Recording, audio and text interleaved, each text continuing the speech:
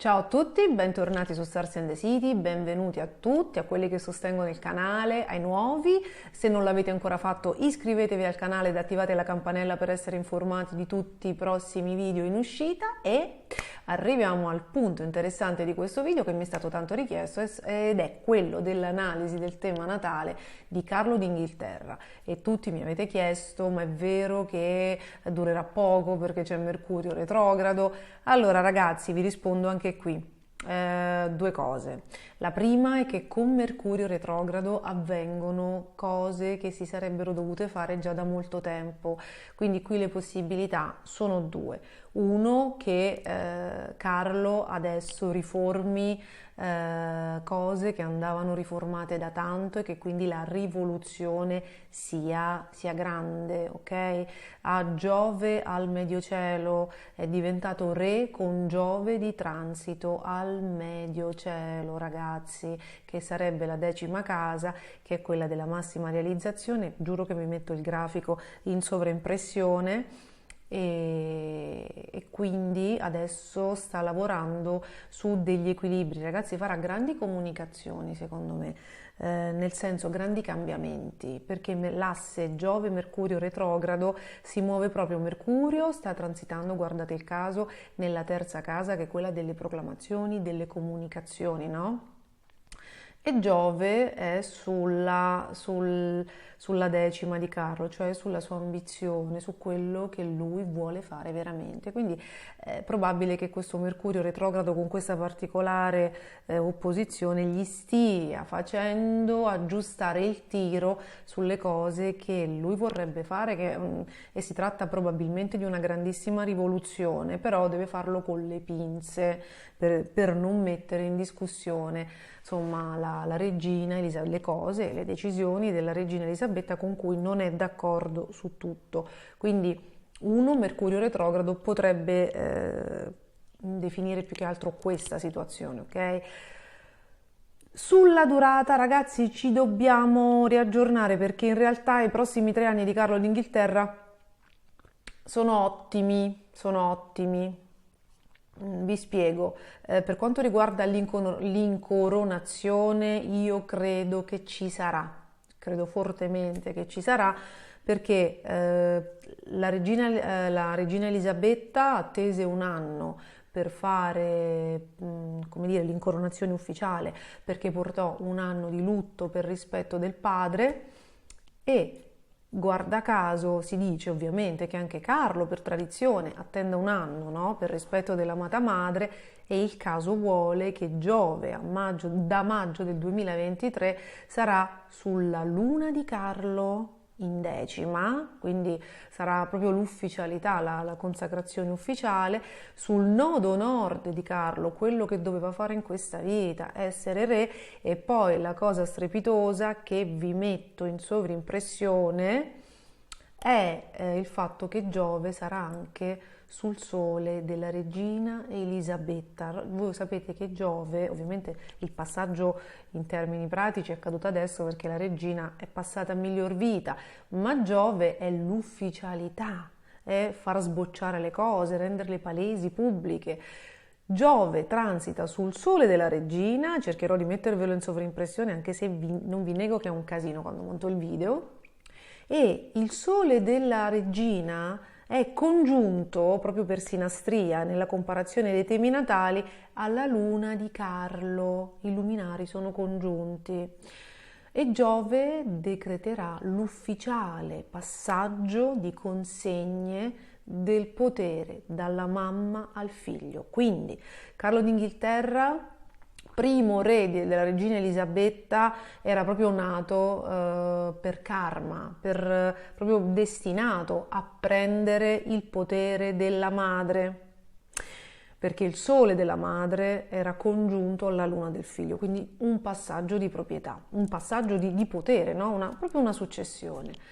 soprattutto perché nella disposizione dei pianeti del tema di Carlo la Luna è congiunta al nodo nord ed è in decima, quindi è chiaro che era potere, altrimenti magari se era in un altro settore magari ne avrebbe preso la salute o i problemi o il successo matrimoniale, invece no, in decima casa ragazzi è proprio la carriera, la massima aspirazione. Quindi questo ci sarà l'anno prossimo e ci sarà anche un trigono, un sestile, ragazzi, scusatemi, un aspetto comunque molto positivo di Saturno, signore del karma a sua volta, no? E del tempo, che transiterà nell'ottava casa, che è l'eredità karmica di Carlo d'Inghilterra, e farà sestile alla Luna, quindi è per morte che gli arriva questa cosa. Ora ragazzi, Saturno, quindi potenzialmente accadrà, Saturno però transiterà anche sulla Luna nera di Carlo in Pesci in ottava casa. L'ottava casa è anche la casa della dipartita. Quindi, allora, loro sono longevi, ok? Potrebbero esserci questa Lilith in ottava, che sarà toccata da Saturno e che quindi la farà esprimere tutti, come dire, tutte le parti in ombra nascoste, finora nascoste. Non può indicare come dire, una dipartita, non può indicare solo, anzi, una dipartita del principe Carlo, in realtà potrebbe indicare un figlio disredato. E ragazzi, Henry avrà Saturno contro il Sole l'anno prossimo. Può indicare anche scandali, ragazzi, che emergono adesso, legati non soltanto allo Stato, magari che non riguardano Carlo ma che riguardano il passato, il sesso, le ruberie, furti. Carlo si è preso una grandissima responsabilità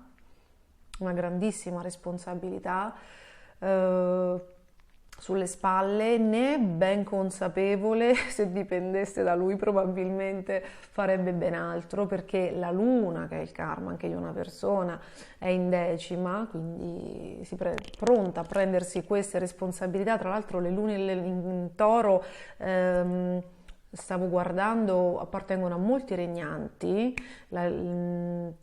che poi tutto sommato sono benevoli.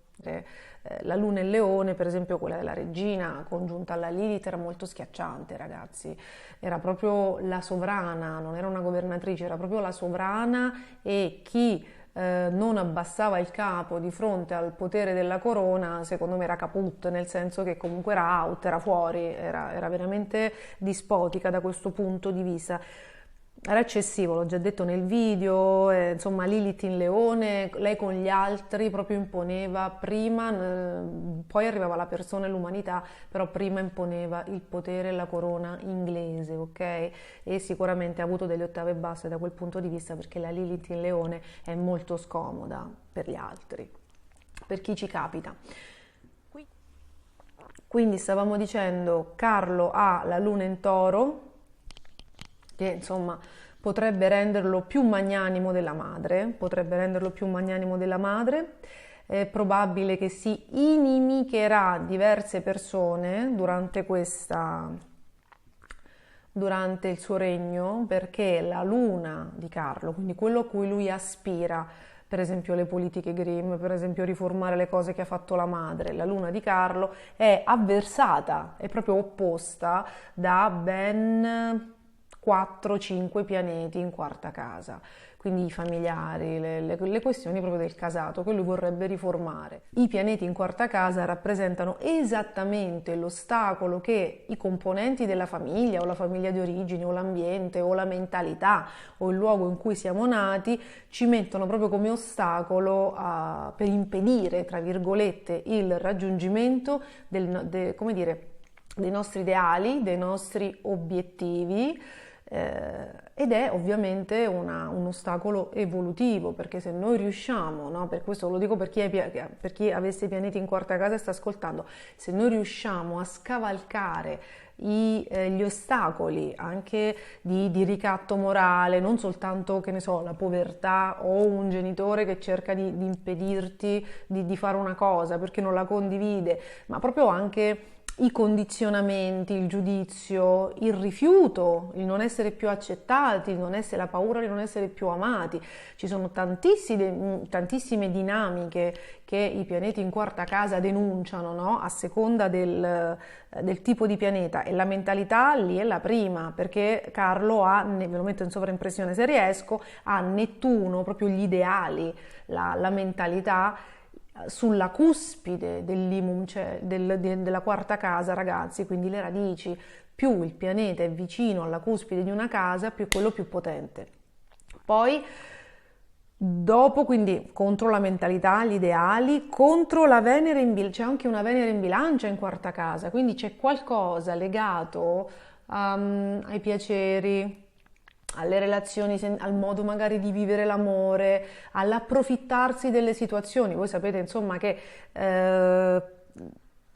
la corte inglese ha vari possedimenti, per esempio le colonie inglesi nel mondo, insomma, prendono un sacco di soldi, hanno grossi introiti, no? E è chiaro che c'è ormai una sorta di sfruttamento. Quella Venere in bilancia in quarta casa indica insomma che Carlo ha vissuto una vita di queste cose, no? Di agi, di cose che però, ragazzi, in quarta casa non stanno bene, ok? Come se fossero in sesta. I pianeti in quarta e in sesta sono abbastanza, tendono ad andare ad ottave basse, quindi lui adesso sarà costretto da un certo punto di vista anche ad avere una certa obiettività, a lasciare andare certi agi, certe abitudini che noi non sappiamo se sono di natura sentimentale o magari di vizi, di cose, no? Anche le abitudini. Vi ricordo che Carlo è nato molto fortunato, perché è nato con Giove in Sagittario, che è in trono. Tutte le persone che hanno Giove in Sagittario o in Pesci, insomma, sono abbastanza fortunate. Il Sagittario secondo me lo è molto di più, perché infatti è in trono, e in esaltazione un pianeta come Giove tende agli eccessi, invece Giove in Sagittario è strepitoso, e questo Giove è anche ben domificato, perché è un Giove in quinta casa, quindi il pianeta della fortuna in trono nella casa della fortuna. Se Carlo provasse a vincere, tentasse la fortuna, Carlo vincerebbe, magari non adesso con Marte in Gemelli, però noi non sappiamo neanche se ciò è avvenuto.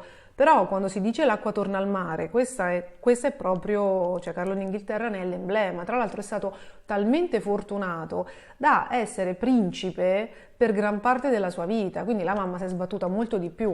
Adesso questa fortuna, quindi è stato protetto dalla longevità della madre, è stato protetto anche da un'altra cosa. Se la regina Elisabetta fosse mancata nell'immediato post Diana Spencer, i sudditi ne avrebbero quasi chiesto, a causa di Camilla Parker Bowles, ne avrebbero chiesto probabilmente, come dire, la defezione, soprattutto nel momento in cui ha deciso di sposarla. Voi sapete che lo zio di Elisabetta II ha dovuto abdicare alla corona perché ha scelto di sposare Wally Simpson, che era una americana pluridivorziata.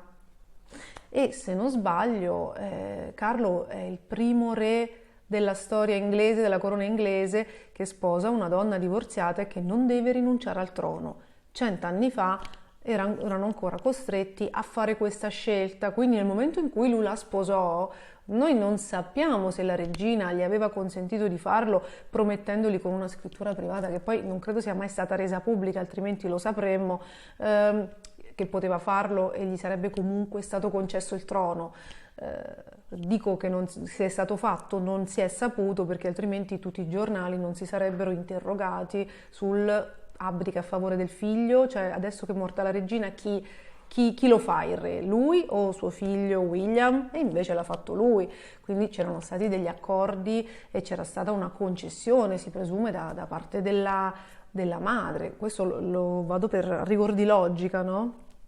E quindi Pare, stavo ascoltando insomma, no, che la grande fortuna di Carlo sia stata anche la longevità della mamma, perché se fosse mancata proprio all'epoca, no, quindi tra la fine degli anni 90 e insomma il primo decennio del 2000, quando Camilla era riuscita, insomma, era diventata pubblica, Diana, insomma, la gente storce il muso, ma dicono che sia morta proprio anche per la vita sregolata, che a un certo sola, abbandonata da tutti e rincorsa dai fotografi. Insomma, se avesse avuto una vita diversa e avesse avuto un marito diverso, che in quel momento era criticatissimo, sia come marito che anche come padre, è chiaro che probabilmente sarebbe ancora fra noi. Io vi dico, guardando il tema di Lady Diana, che sarà il prossimo video che facciamo, che insomma la signora era un po' segnata, nel senso che era nata con uno stellium in ottava casa che le faceva correre, proprio la faceva esporre proprio ripetutamente, per vocazione, a dei rischi, anche per amore, del rischio, anche proprio per senso della sfida, che insomma tanto in là non sarebbe andata. Aveva una congiunzione Marte-Urano in un punto delicato che la faceva essere molto, no? La faceva proprio esporre a dei rischi. La faceva essere un po' incosciente. Ora non vi preoccupate, perché so che adesso sarò inondata di domande, ma io Marte Urano, la mia famiglia Marte Urano. Ragazzi, tutti abbiamo nel tema natale delle congiunzioni delicate, dipende dalla consapevolezza, da quanto ci amiamo e da quanto stiamo attenti ai nostri lati ombra. Quella donna era sola contro tutti, abbandonata e non amata, e sicuramente aveva dei problemi con se stessa, perché le reazioni che ha avuto comunque sono state, erano impegnative. Il suo tema natale era impegnativo, era stata già abbandonata dalla mamma in tenera età, solitamente se ne vanno i padri, a lei addirittura la mamma per una cancro, la figura di riferimento, quindi la signora era segnata, probabilmente insomma si esponeva anche a lei, in cerca di amore, di attenzioni, di importanza, anche lei si esponeva a dei rischi, e quindi... Però se la regina fosse mancata in quel momento delicato, noi non sappiamo se saremo qui a parlare di Carlo Re III, quindi Carlo Re, nuovo re d'Inghilterra, ok? Quindi è proprio un uomo fortunato. La fortuna in questo momento gli gira un po' meno, è altamente stressato, ha Marte in Gemelli, in 11ª casa, quindi per dedicarsi agli altri, l'entourage, lo sta riformando, lui ha un Urano alla fine dei Gemelli, e Marte ci sarà diversi mesi, perché Marte, voi sapete, c'è un video dedicato, Marte farà un transito eccezionale in Gemelli che dura dal 20 agosto al 24 marzo, 7 mesi. La terza decade è la più interessata di tutti, perché insomma, girerà lì, quindi riformerà il suo entourage, ed è un momento molto scomodo per un uomo che nella vita è riuscito invece a preservare con grande nonchalance, grande fortuna e grande abilità una certa libertà di azione, di, come dire, di divertimento, di sport e ragazzi, anche di avventure amorose, perché uno scorpione con Marte in Sagittario, non so se li conoscete, però 8 su 10, insomma, sono delle creature libere, sono dei figli dell'amore, e quindi poi Marte in Sagittario, in 5ª casa, congiunto a Giove in uno Scorpione, ragazzi, beh, insomma, ha fatto molte esplorazioni, non soltanto sportive. Questo ha ereditato un Marte dominante la regina Elisabetta. Se non fosse stata la regina d'Inghilterra, probabilmente sarebbe stata una sportiva, perché quella congiunzione Marte-Giove, che ha ereditato anche suo figlio, la regina ce l'aveva all'ascendente, quindi il personaggio pubblico, lei ha faticato a rinunciare a quella cosa. Infatti girano ancora delle foto della regina di pochi anni fa che andava a cavallo a 90 anni, cioè, quindi vi dicevo, lui ha ereditato la stessa prestanza fisica, la stessa energia e la stessa attitudine allo sport e anche al combattimento, quindi Carlo, insomma, si fa rispettare come si faceva rispettare anche la mamma. Qui abbiamo un'energia, ragazzi, in esubero. Questo sarebbe stato veramente un eroe del football, dello sport, so che giocava a polo, ma è incontenibile la sua esuberanza proprio a livello di energia, di passioni, di amore per il divertimento, per il tempo libero e anche per i piaceri, e parlo proprio di sesso, è veramente incontenibile, è veramente incontenibile. Tra l'altro però purtroppo ogni tanto viene fuori perché c'è quell'Urano opposto alla quinta casa e quindi insomma secondo me ogni tanto il suo entourage lo spiffera. Ragazzi, la gente intorno a lui non sempre lo tollera. La relazione con Camilla è durata molto anche per questo. Se voi vedete la comparazione, adesso ve la metterò in sovrimpressione, a parte che il Saturno di Camilla va proprio a cadere sulla prima casa di Carlo, sull'ascendente, sul Plutone di Carlo, quindi lo domina, ragazzi, cioè lei lo tiene là. Ma poi lei ha tutti quei pianeti in Cancro in 12ª casa, quindi è come se fosse un po' la sua coscienza, lo protegge, lo consiglia. Tra l'altro uno stellium di pianeti in Cancro, già chi ha Sole e Luna in Cancro è veggente, cioè ragazzi veramente avete, voi che ascoltate che lo avete proprio una marcia in più, siete veggenti.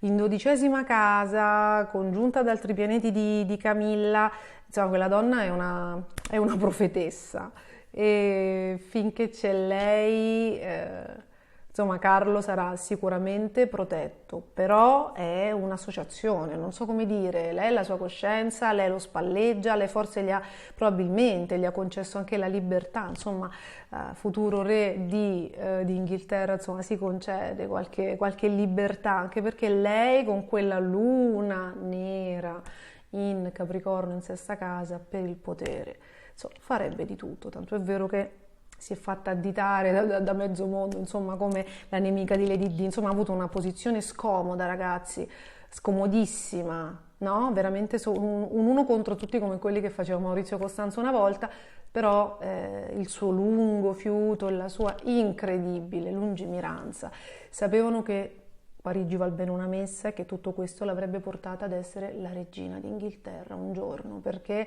la lungimiranza, ragazzi, non le manca e la sete di potere neanche. Quindi, stavamo dicendo,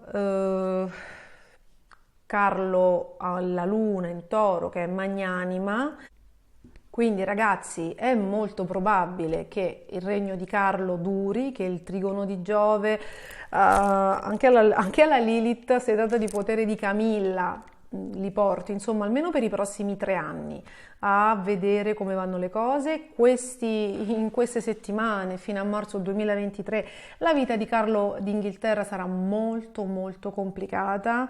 Ripeto, riformerà anche molte persone a fianco a lui, potrebbe essere vittima di attacchi anche a mezzo stampa, perché è comunque un Urano in Gemelli, no? Però insomma potrebbero esserci, è un periodo molto tumultuoso e lui che non è fesso per niente, perché comunque è uno Scorpione lungimirante con un Mercurio in Scorpione ancora più lungimirante di lui, congiunto a... no, non congiunto a Limoncelli, però sa benissimo insomma che questi saranno dei periodi molto molto difficili, ragazzi, e probabilmente cadranno le sue maschere. Perché? Perché Carlo d'Inghilterra, che dimenticavo di dirvi, è nato il 14 novembre 1948 alle 21:14 ora di Greenwich a Londra, è uno Scorpione, abbiamo già parlato abbondantemente della sua luna in Toro, no? Dell'eredità che ha, e ha un ascendente Leone, quindi destinato ad un ruolo di ribalta, infatti ha fatto il re con Plutone. Allora ragazzi, è un attore insicuro, come tutte le persone che hanno bisogno di una grandissima attenzione, ma Plutone in Leone è uno dei Plutoni messi peggio che ci siano. Lui è nato nel 1947, ragazzi, Plutone a 16, quindi in 2ª casa. Beh, tutte le persone degli anni 40 hanno Plutone in Leone, e anche la gente fine primi anni 50. Vi farò le tabelle di Plutone, ve le metto qui. Cosa significa? È una generazione che si è cimentata molto con l'ego, ragazzi, con il bisogno di potere, di esibirsi, probabilmente all'epoca ci voleva anche quello, no? Magari per risorgere dalla guerra, per affermarsi, e sono comunque delle persone che hanno bisogno di manipolare, di imporre il proprio potere, non ne hanno mai abbastanza, non amano essere messi in discussione perché sotto a Plutone c'è una grande fragilità. Già Plutone si muove nell'ombra, no? Per agire, per esprimere il suo potere. Quando in una posizione così scomoda come il leone, dove da un lato c'è un grosso ego che gli fa mettere alla ribalta, no? Gli fa comunque esporre, quindi perdono potere, però vogliono esercitare il controllo. È un gioco forza, sono estremamente ambiziosi, hanno proprio bisogno di dominare e sono terribilmente insicuri. Per quello Carlo d'Inghilterra con Diana non stava bene, perché lei lo ha messo in ombra e Carlo non può essere messo in ombra. Con Camilla che lo mettesse le redini, secondo me, no? Con Camilla che lo governa, ma sta nell'ombra e non brilla, ha trovato l'equilibrio perfetto. Ma, e vi lascio qui in anticipazione il tema natale di Lady Diana, la moglie per destino era Lady Di. La luna di Lady Di cade nella sinastria sulla 7ª casa di Carlo, che è il matrimonio. La luna è il karma delle persone, per chi me lo sta chiedendo, è il grado evolutivo dell'anima, è quello che l'anima deve compiere. È nella posizione della luna che noi vediamo il nostro karma, ok? Il sole è la personalità, ecco dove esprimiamo l'energia. Carlo, con quel sole in 4ª casa, tra la 4ª e la 5ª, se ne starebbe, se non ci fosse la luna nel suo tema natale, volentieri a casa, a dividersi fra il pantofolaio e sport e passioni varie, di qualsiasi natura siano, ok? È un creativo, insomma, è un po' un mix fra un uomo molto appassionato di vita, di vitalità, di sport, di cose, ed è anche un uomo molto riservato ed intellettuale, no? Tutto il tema natale di Carlo parla di ambivalenze, ok? Così, è una personalità multisfaccettata che magari ha diversi contrasti e quindi deve trascorrere la vita integrandoli, no? a diverse opposizioni. Quindi è questo grande attore molto insicuro che ha bisogno di grandi attenzioni, di riconoscimenti. Una donna come Lady Di, che forse aveva capito qual è il punto debole, lo ha combattuto proprio a tu non mi ami, allora io ti faccio vedere quanto mi ama il mondo e faccio vedere quanto tu non sei amato. Loro se la sono battuta così, sarà molto interessante fare un video su di loro, sul primo e l'ultimo uomo di Diana Spencer. Comunque ha questo Plutone all'ascendente, quindi finora ci ha fatto vedere quello che volevamo vedere, a parte quando magari è stato tradito da Diana e dal suo entourage, quindi a parte quando ci sono le fughe di notizie, Carlo d'Inghilterra insomma ha avuto sta plomb così, no? Molto regale. Ora con Saturno in settima non solo indica come dire, l'inizio o la fine di relazioni importanti. Quella con la mamma è stata assolutamente determinante, quindi l'inizio di un nuovo ruolo, ok? Perché comunque lui firmerà, hanno già firmato, Camilla ha già firmato, ha firmato l'erede al trono, no? Quindi firme importanti. Saturno indica queste, ma Saturno quando ci passa in 7ª casa, che è il discendente e che è la casa diametralmente opposta all'ascendente, che è il personaggio pubblico, fa cadere anche le maschere, soprattutto se all'ascendente abbiamo Plutone, ovviamente, no? E quindi potrebbero cadere delle maschere, cioè magari lui finora è stato ha accettato le decisioni della madre, delle situazioni, insomma questa nuova situazione potrebbe farci conoscere un Carlo di Inghilterra completamente diverso. Le maschere cadono nel bene e nel male, con Giove al medio cielo potrebbe inaugurare veramente delle rivoluzioni. Chissà che non lasci Camilla, io me la rido, no? Perché io me la rido. Non è detto che ciò accada, è una cosa che è una buttata. Però con Giove trigono, con Giove al medio cielo, scusate, in Ariete, che indica anche un inizio da soli, no? Cioè, vabbè, è chiaro che adesso ho dovuto camminare a fianco della mamma, ma quindi è un da soli perché adesso non ha più qualcuno dietro che gli dice cosa fare, perché i genitori non ci sono più e quindi è libero di esprimere le sue ambizioni, di trasformare il mondo in qualcosa di green, Dio lo faccia, e altre cose, o o adesso è libero, non lo so, di fare qualsiasi cosa, tanto più che Giove formerà nel 2023, non ora, dei trigoni con Marte e Giove in quinta, che sono anche i nuovi amori, ma sono anche i figli, quindi da solo anche rispetto a un figlio, probabilmente da solo rispetto a qualche affetto, non soltanto la mamma, però l'opposizione di Giove alla Venere in bilancia in quarta casa indica che qualche pezzo se lo perde, insomma vedremo chi. Perché qua stiamo facendo il tema soltanto a Carlo. Quindi Saturno di transito fino a marzo 2023 oppone l'ascendente, fa cadere le maschere perché oppone Plutone. Ad un certo punto, ripeto, Saturno dal 20 marzo, dal 7 marzo ragazzi, no, da marzo 2023 entra in Pesci, continua a camminare nell'ottava casa, no, che è anche quella del karma familiare di Carlo, e oppone Saturno in seconda.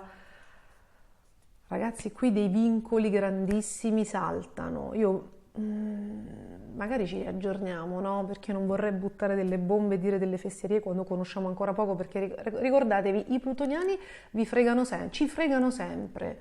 Quando facciamo le analisi della politica, anche i politici sono dei plutoniani, e questo è un diplomatico politico, oltre che un regnante, a volte fanno talmente tanti magheggi che a volte si sbagliano anche le previsioni, no? Perché scendono talmente tanto a compromessi che il tema natale tu non sai dove andrà a sfogare queste energie, insomma, perché dovresti conoscerli, non ti arriva la loro vera natura, dovresti averli qui, perché quello che dicono, attenersi a quello che dicono è un terno al lotto. Quindi anche Carlo ci farà questa sorpresa, ragazzi. Ci saranno grandi novità. I prossimi 3 anni avranno grandissime novità. Quando Saturno entrerà in Ariete, parliamo del 2026, io avrò trovato il tempo di fare qualche altro video per aggiornare, work in progress. Se dovessi guardare Camilla d'Inghilterra, allora anche Camilla ha l'ascendente Leone. Camilla nasce il 17 luglio del 47 alle 7:10 del mattino, anche lei a Londra, nasce con lo stesso ascendente di Carlo, ma mentre Carlo ha solo Plutone all'ascendente, Camilla ha anche Saturno. Ragazzi. Quindi una persona che si è messa sulle spalle una grandissima responsabilità, ce l'aveva un po' già sta vocazione, la vita le sarebbe andata sicuramente meglio nella seconda parte rispetto alla prima, che viene sacrificata proprio in nome del potere. Saturno in Leone, chi ha Saturno all'ascendente è un personaggio pubblico che acquisterà potere, al quale ambisce da morire nella seconda parte della vita, perché i saturnini si attivano, hanno il meglio di sé nella seconda parte della vita, perché Saturno è legato alla vecchiaia. Lei ha una congiunzione Saturno-Plutone all'ascendente, è abbastanza pesante, come il Leone, riguarda l'onore, il fatto che sia stata è come se avesse pagato giorno dopo giorno per gran parte della vita le scorrettezze magari o le cose nascoste che ha commesso. Saturno congiunto a Plutone solitamente dice che o fai una trasformazione retta e corretta o sei obbligato a guardare le tue zone d'ombra. Se la congiunzione Saturno-Plutone è scomodissima in Leone, ste cose vengono a galla, cioè tu sei obbligata a lavorare su di te e ad essere retta come Saturno vuole la regola, perché altrimenti ogni defiance diventa di dominio pubblico, quindi è scomoda come congiunzione. E infatti, ragazzi, la sua vita è stata sicuramente pesante, no? Il dramma è quando la congiunzione Saturno-Plutone ce l'abbiamo all'ascendente, non solo il Leone, all'ascendente, proprio il personaggio pubblico, cioè vieni stigmatizzata sicuramente, insomma, però è una donna astuta, è una donna che secondo me, ragazzi, è stata, questa è proprio una mia arbitraria interpretazione data dalla conoscenza, data dall'esperienza, insomma, dell'analisi di molti temi, anche di gente comune che magari no, ti confessa cose. Ma una persona come Camilla Parker Bowles, vi lascio il tema in sovraimpressione, con Sole, Mercurio, ragazzi, punto di fortuna, Venere, Luna, 5 pianeti in Cancro, già è una veggente, cioè già c'è un fiuto che non ha bisogno neanche sa già come vanno le cose. In 12ª casa, che è la casa legata ai pesci, legata a Nettuno, ragazzi, legata a Nettuno, quindi proprio le ispirazioni. Questo è un canale, potrebbe fare, non so, delle canalizzazioni, insomma, ma io credo che abbia delle capacità medianiche notevoli. Lei sapeva come sarebbero andate a finire le cose e in nome del potere di Saturno all'ascendente, ascendente Leone e Lilith in Capricorno in 6ª casa, in nome del potere ha sacrificato tanta serenità, più che l'amore qua è il potere, ragazzi, in nome del potere che Camilla insomma si è mossa, secondo me, e insomma, voleva diventare regina e alla fine c'è diventata. C'è assolutamente diventata.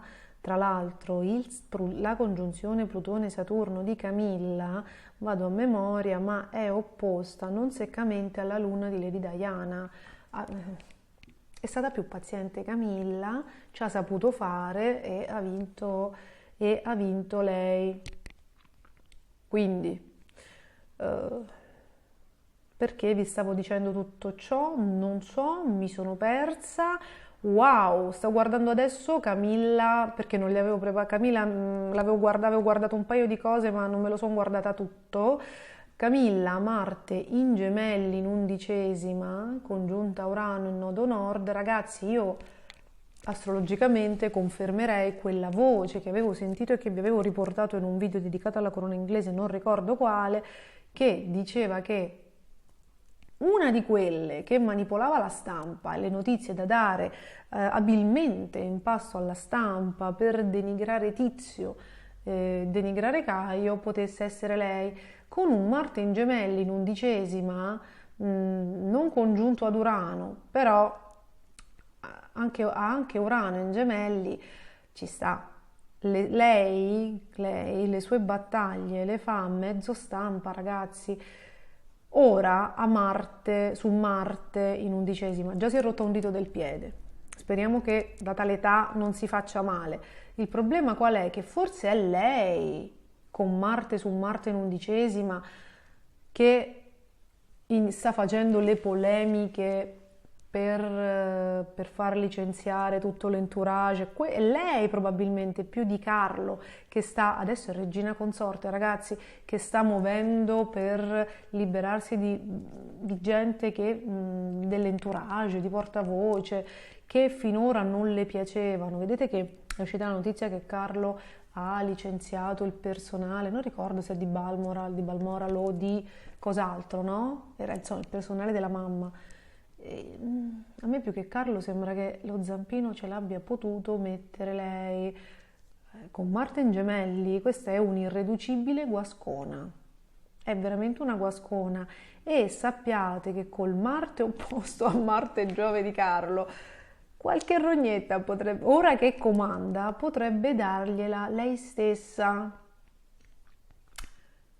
Saturno in 7ª casa di transito in Acquario, opposto a Saturno, Plutone di Camilla all'ascendente, dovrebbe tecnicamente far cadere le maschere anche a lei.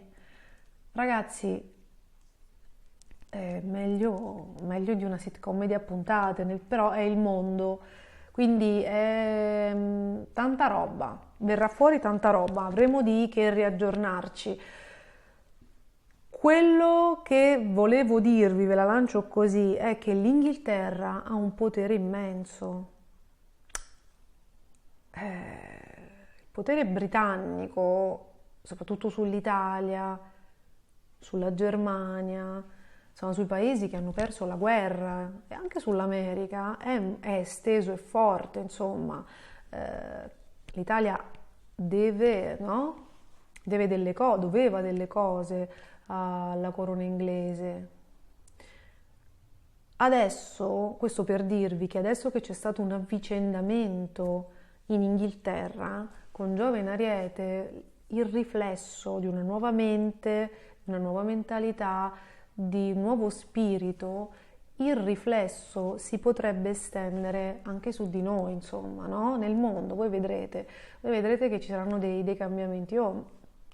Vedete la spinta che c'è forte, per esempio, al green nel mondo? E probabilmente, insomma, Carlo, che è quasi ossessionato, e meno male, da sta roba, anche se non c'è solo questo come problema sulla Terra, ma sicuramente indica una certa lungimiranza per le generazioni future che magari no, troveranno un mondo abbastanza inquinato. Beh, questa è una gran cosa, e io ho sempre pensato insomma che ci fosse il suo zampino, perché a un certo punto questa cosa ha avuto un'impennata negli stati, la politica, mentre andava tutta a rotoli hanno cominciato a parlare del green, perché lui già sapeva, Carlo già si muoveva, e voi vedrete che da quel punto di vista aprirà grandi porte. Vi ricordo che Carlo, a differenza della mamma, è laureato, è il primo re della corona britannica laureato, è molto amante dell'arte, oltre che del green, è una persona dalle grandi qualità. La mamma era un po'... A me è piaciuta moltissimo la disamina di Vittorio Sgarbi, che ha detto sì, Elisabetta, insomma, Nicona, tutto quello che volete, però ragazzi, sport, cani, cavalli, sì, ed economia, no? E potere della corona.